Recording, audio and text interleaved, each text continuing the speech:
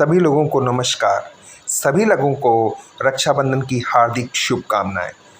दोस्तों, आज के वीडियो में हम यूरोप के पुनः जागरण से संबंधित कुछ महत्वपूर्ण प्रश्न लेकर आए हैं, जिसमें आप सभी का स्वागत है। ये वीडियो उन सभी के लिए उपयोगी है जो TGT, PGT, DSSB, KVS, NVS, UGC और नेट जैसी अन्य परीक्षाओं की तैयारी कर रहे हैं। अगला प्रश्न है, दांते ने अपने कृत ग्रंथ में लिखा है कि विश्व कल्याण के लिए साम्राज्य एक अनिवार्यता है। प्रश्न है, दांते ने किस ग्रंथ में लिखा है कि विश्व कल्याण के लिए साम्राज्य एक अनिवार्यता है? डिवाइन कॉमेडी में, यूटोपिया में, प्रिंसिपिया में और डी मोनार्किया में। तो दोस्तों, दांते ने डी मोनार्किया में लिखा है कि विश्व कल्याण के लिए साम्राज्य एक अनिवार्यता है।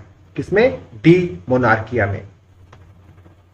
अगला प्रश्न है, अफ्रीकी महाकाव्य और फैमिलियर लेटर्स किसकी रचनाएं हैं? प्रश्न है, अफ्रीकी महाकाव्य और फैमिलियर लेटर किसकी रचनाएं हैं? दांते, शेक्सपियर, पेट्रार्क और बुकासिया। तो बताइए आप लोग, किसकी रचनाएं हैं ये दोनों?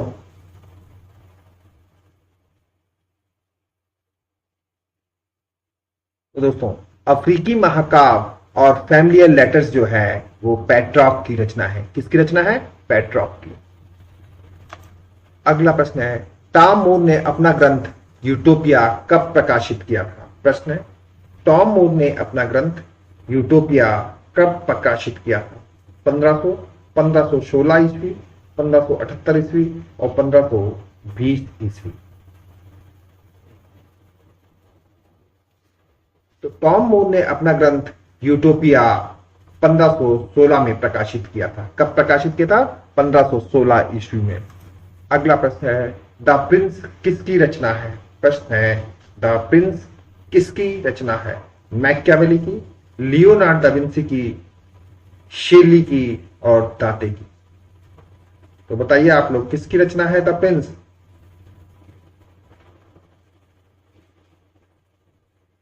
तो द प्रिंस जो है वो मैकियावेली की रचना है। किसकी रचना है? मैकियावेली की रचना है the Prince. History of Florence किसकी रचना है? प्रश्न है, हिस्ट्री ऑफ फ्लोरेंस किसकी रचना है? कीट्स की, मैकियावेली की, बिस्मार्क की और दांते की। तो हिस्ट्री ऑफ फ्लोरेंस जो है वो मैकियावेली की रचना है। किसकी? मैकियावेली की रचना। अगला प्रश्न है, यूरोप का कालिदास किसे कहा जाता है? प्रश्न है, यूरोप का कालिदास किसे कहा जाता है? दांते, मैकियावेली, शेक्सपियर और पेट्रार्क। तो बताइए, यूरोप का कालिदास किसे कहते हैं?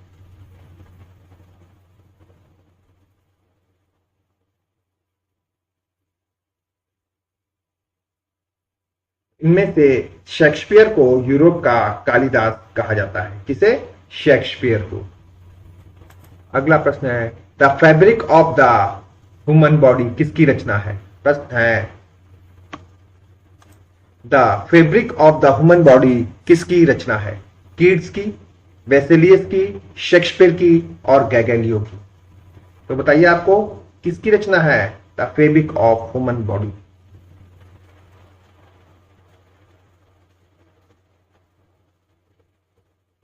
दोस्तों, वेसेलियस की रचना है the fabric of the human body. किसकी रचना है? वेसेलियस की। अगला प्रश्न है, किसने कहा था धर्म और राजनीति दोनों अलग अलग है? प्रश्न है, किसने कहा था धर्म और राजनीति दोनों अलग अलग है? मैकियावेली ने, दांते ने, बिस्मार्क ने और घिबर्टी ने। तो इनमें से मैकियावेली का कथन था कि धर्म और राजनीति अलग अलग है। किसका कथन है? मैकियावेली का। अगला प्रश्न है, द एडवांसमेंट ऑफ लर्निंग का लेखक कौन है? प्रश्न है, द एडवांसमेंट ऑफ लर्निंग के लेखक कौन है? घिबेटी, फ्रांसिस बेकन, मार्को पोलो और दांते। तो बताइए, कौन है?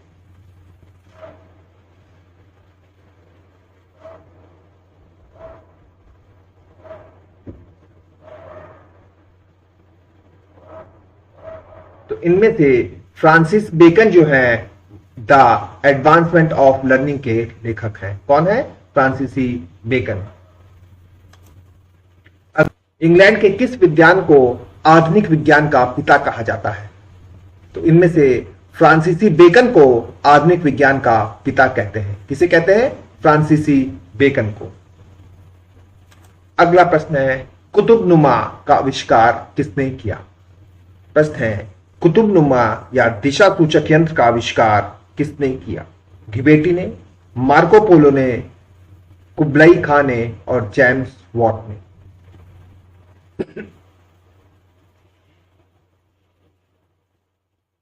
तो इनमें से मार्को पोलो ने कुतुबनुमा या दिशा सूचक यंत्र का आविष्कार किया था।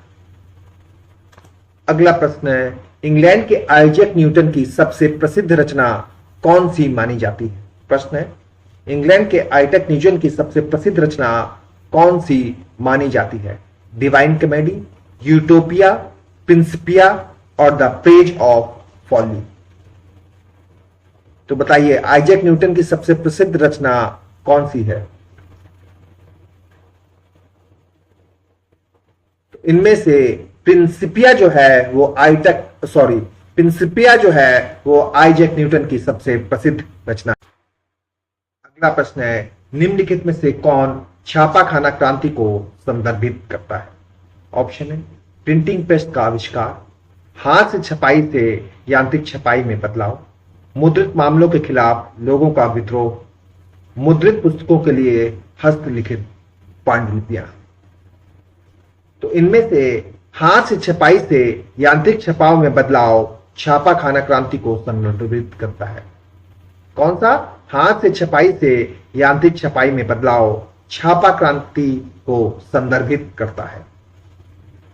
अगला प्रश्न है, कुस्तुतुनिया पर तुर्कों का अधिकार कब हुआ? प्रश्न है, कुस्तुतुनिया पर तुर्कों का अधिकार कब हुआ? 1476 ईस्वी, 1435 ईस्वी, 1453 ईस्वी और 1413 ईस्वी। तो दोस्तों, कुस्तुतुनिया पर तुर्कों का अधिकार 1453 ईस्वी में हुआ था। कब हुआ था? 1453 ईस्वी। अगला प्रश्न है, पुनर्जागरण कालीन प्रमुख इटालियन साहित्यकार कौन कौन थे? प्रश्न है, पुनर्जागरण कालीन प्रमुख इटालियन साहित्यकार कौन कौन थे? बोकासियो, दांते, एंजेलो। दांते, पेट्रॉक और बुकासियो। दांते, मिल्टन और वाल्थियार और कोई नहीं। तो इनमें से जो है दांते, पेट्रॉक और बुकासिया पुनर्जागरण कालीन के प्रमुख इटालियन कलाकार हैं। कौन है? दांते, पेट्रॉक और बुकासिया जो है पुनर्जागरण कालीन के प्रमुख इटालियन साहित्यकार हैं। अगला प्रश्न है, डिवाइन कॉमेडी किसकी रचना है? प्रश्न है, डिवाइन कॉमेडी किसकी रचना है? दांते, थॉमस, पेट्रॉक और मैकियावेली। तो डिवाइन कॉमेडी जो है वो दांते की रचना है। किसकी? दांते की। अगला प्रश्न है, मार्को पोलो कौन था? जर्मनी वैज्ञानिक, अंग्रेजी दार्शनिक, स्पेनिश एक्सप्लोरर और इतालवी यात्री। तो मार्को पोलो जो है वो एक इताली यात्री था। कौन था? इतालवी यात्री।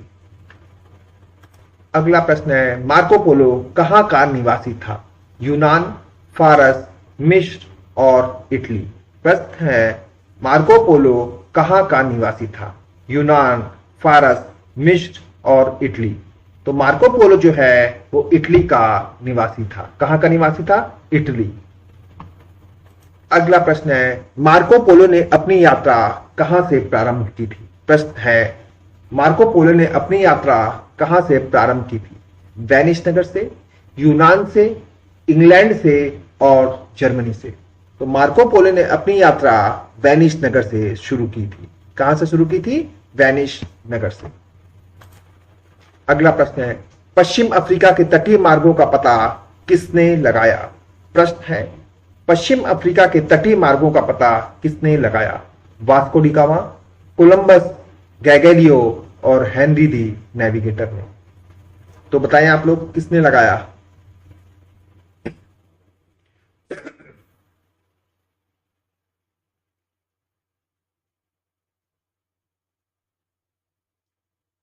तो पश्चिम अफ्रीका के तटीय मार्गों का पता हेनरी द नेविगेटर ने लगाया। किसने लगाया था?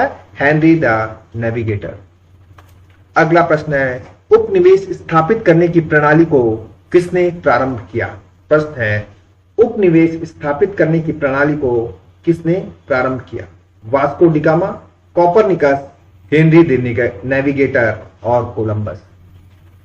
तो हेनरी द नेविगेटर ने उपनिवेश स्थापित करने की प्रणाली का आरंभ किया था। किसने किया था? हेनरी द नेविगेटर ने उपनिवेश स्थापित करने की प्रणाली का आरंभ किया था। अगला प्रश्न है, फिलीपींस द्वीप समूह की खोज किसने की?